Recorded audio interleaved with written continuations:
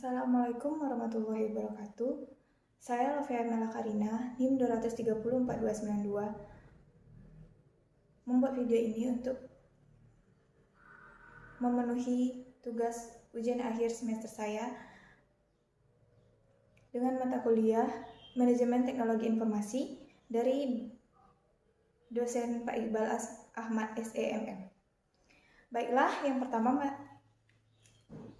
materi yang berjudul Sistem Telekomunikasi dan Jaringan. Telekomunikasi adalah peristiwa pertukaran informasi jarak jauh dari satu tempat ke tempat yang lainnya. Sistem telekomunikasi hanya memerlukan 3 elemen. Yang pertama, informasi yang dicari oleh pemancar dan berubah menjadi sinyal. Yang kedua, sinyal kemudian dilakukan melalui media jaringan. Yang ketiga, sistem sinyal kemudian diterima dan diterjemahkan kembali menjadi informasi. Dua sisi sistem telekomunikasi. Yang pertama,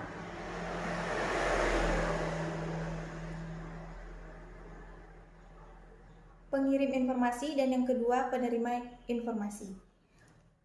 Untuk fungsinya ada tiga fungsi sistem telekomunikasi. Yang pertama, transmitting device, yang berfungsi untuk menginformasikan dari jarak jauh maupun dekat.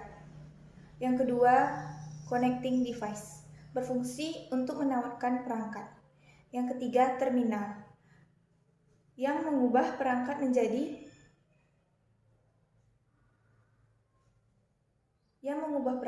dari informasi asli.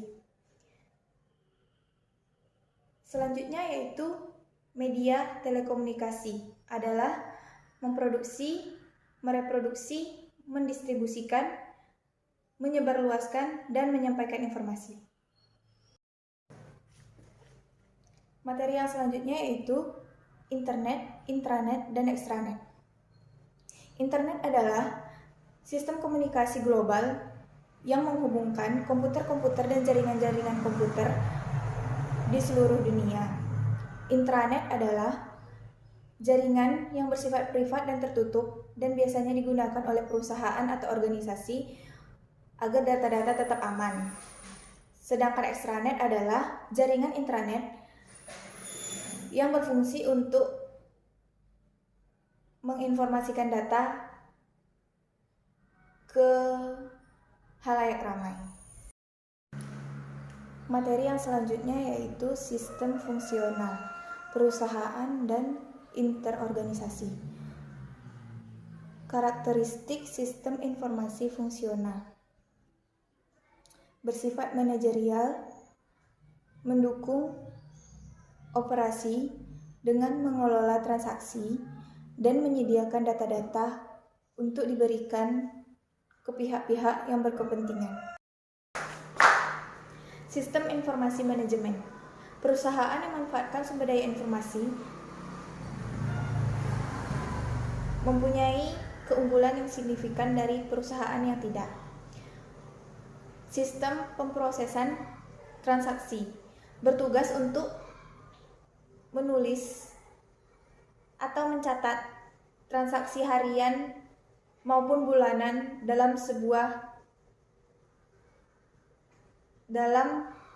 untuk menjalankan sebuah bisnis. Sistem penjualan dan pemasaran memfokuskan ke bidang penjualan dulu, melihat bagaimana barang yang diproduksi apakah sudah layak untuk dijual, dan selanjutnya akan ke pemasaran. Customer Relationship Management berpindah fokus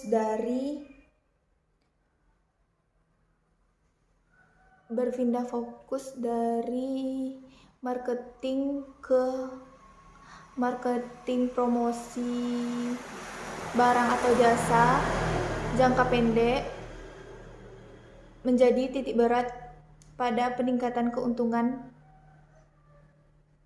dari pelanggan hubungan dengan perusahaan. Materi yang selanjutnya yaitu e-commerce. E-commerce merupakan aplikasi jual beli yang menggunakan jaringan internet. Ada 7 jenis e-commerce, yaitu business to business, business to customer, customer to customer, customer to business, business to administration, customer to administration, dan online to offline. E-commerce mempunyai keuntungan yang signifikan. Selain mengurangi antrian panjang, juga bisa menjangkau kota-kota selain kota-kota besar. Batasan dan kegagalan e-commerce. Pada saat ini banyak keunggulan e-commerce, tetapi juga banyak kegagalan dan kelemahannya. Masih banyak orang yang ingin bertatap muka langsung antara penjual dan pembeli. Masih ingin mencoba untuk sebelum membeli apakah barangnya bagus atau tidak. Untuk contoh aplikasi business to customer yaitu Blibli, Lazada, dan Bukalapak. Periklanan adalah sistematis untuk menjalankan dan menganalisis informasi.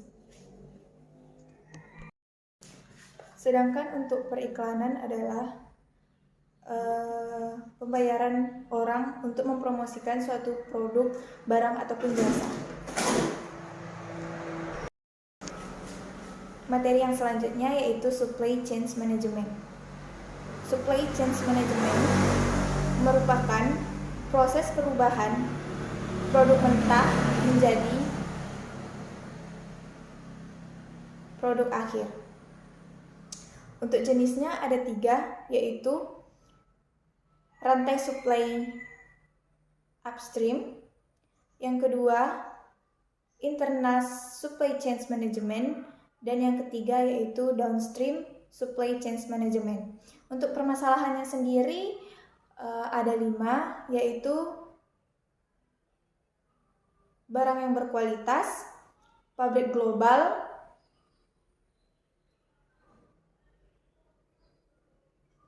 permintaan pasar yang berubah, teknologi baru, dan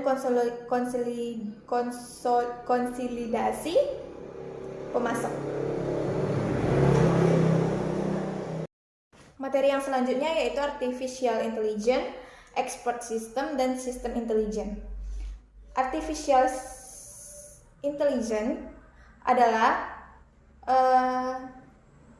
sebuah ilmu bagaimana cara membuat mesin cerdas. Sedangkan sistem intelijen itu adalah sebuah jaringan yang tertanam dalam internet untuk yang mempunyai kapasitas lebih. Dan untuk expert system sendiri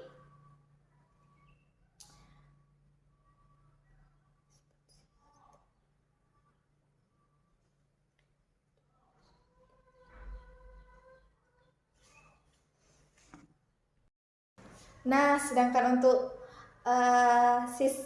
expert system adalah pembelajaran yang mendalam